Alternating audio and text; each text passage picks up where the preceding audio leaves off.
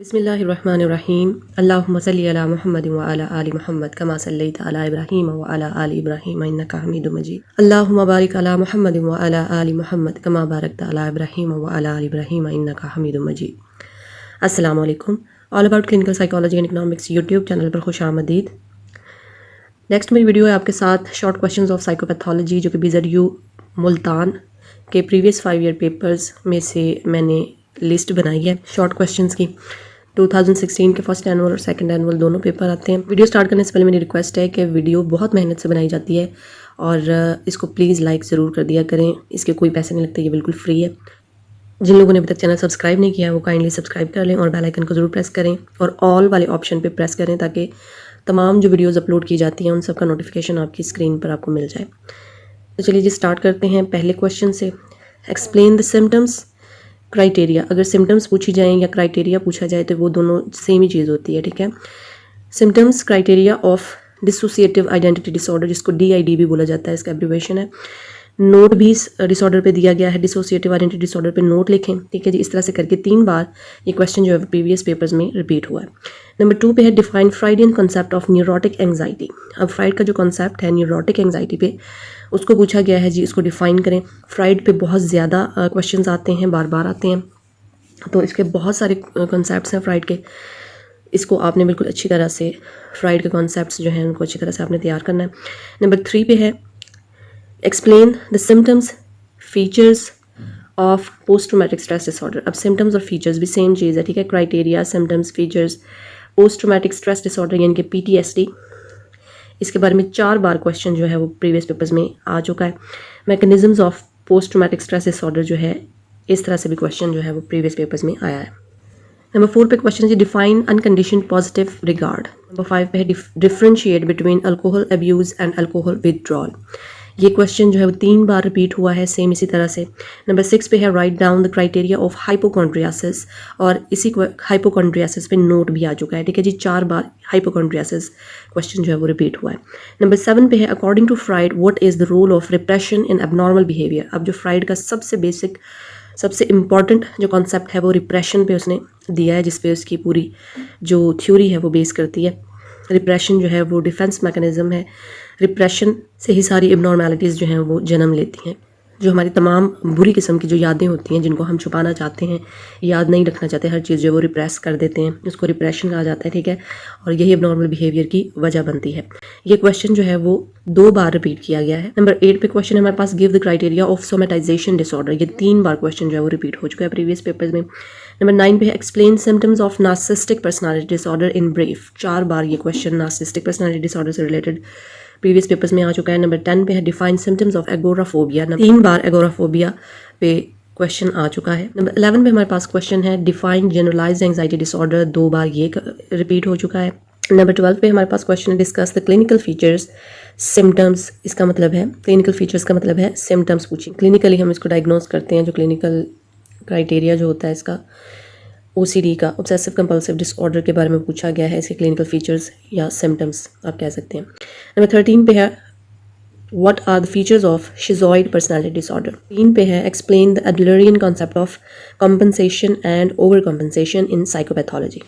2 बार ये question repeat हो चुका है। नंबर 15 पे है right a short note on DSM-5। Number 16 पे है explain features symptoms of paranoid personality disorder.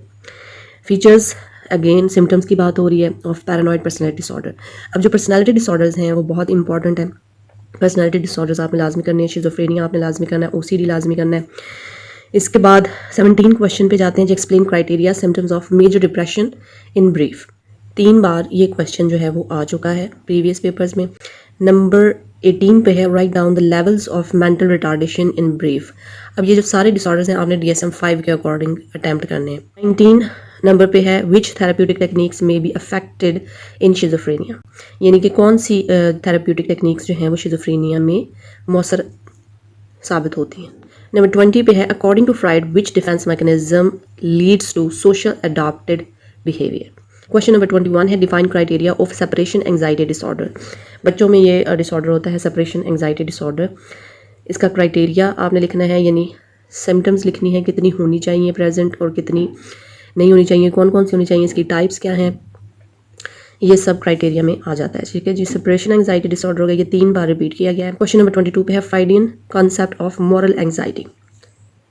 Mostly fried के कॉन्सेप्ट्स जो हैं वो ज़्यादातर पूछे गए हैं। Freudian concept of moral anxiety.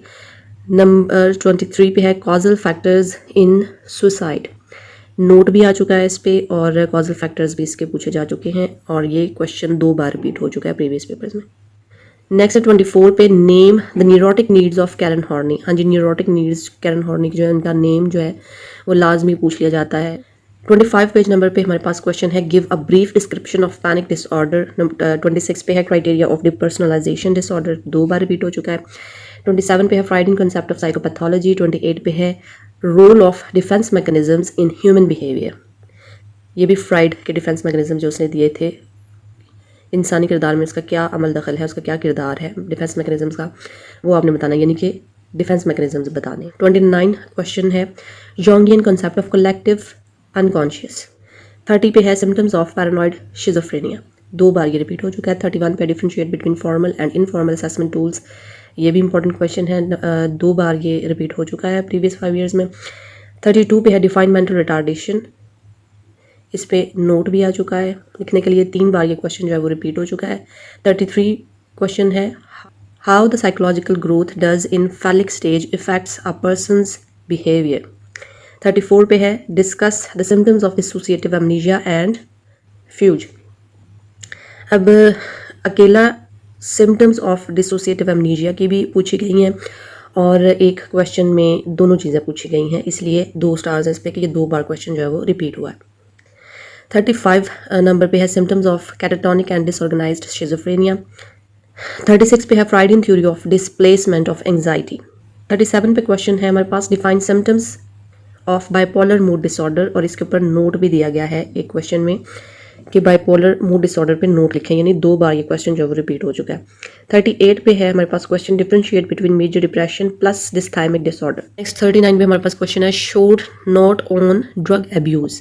Number 40 पे है क्राइटेरिया ऑफ कन्वर्जन डिसऑर्डर। 41 पे है बिहेवियरल व्यू पॉइंट, यानी मॉडल कह लें या व्यू पॉइंट कह लें, सेम ही बात है, ठीक है, of abnormal behaviour. Next question है हमारे पास 42 पे ethical values of clinicians, name them, यानी कि सिर्फ आपने नाम लिखने हैं। और मेरे चैनल पे इस पे वीडियो भी मौजूद है, इंग्लिश में भी और उर्दू में मैंने साथ साथ जो है वो डिफ़ाइन किया है। मेरे पास उर्दू में अलग से नोट्स इसके मौजूद हैं एथिकल वैल्यूज़ के, और ये रिसर्च मेथडोलॉजी का जो है उसमें भी ये एक इम्पॉर्टेंट क्वेश्चन है जो कि बार बार रिपीट होता है। 43 में है जी differentiate between anxiety and schizophrenia. अब एंजाइटी और शिजोफ्रेनिया में क्या फ़र्क है ये बताना है। नंबर 44 पे है note on traumatic stress disorder, यानी TSD के ऊपर नोट आपने लिखना है कि ये क्या है। 45 पे है contribution of Dorothea Dix in psychopathology.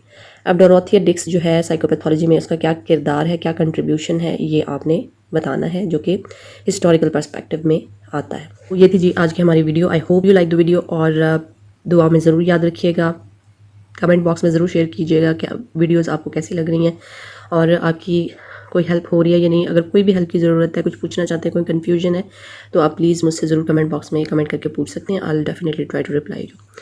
तो चलिए जी, दुआओं में याद रखिएगा। अल्लाह हाफ़िज़।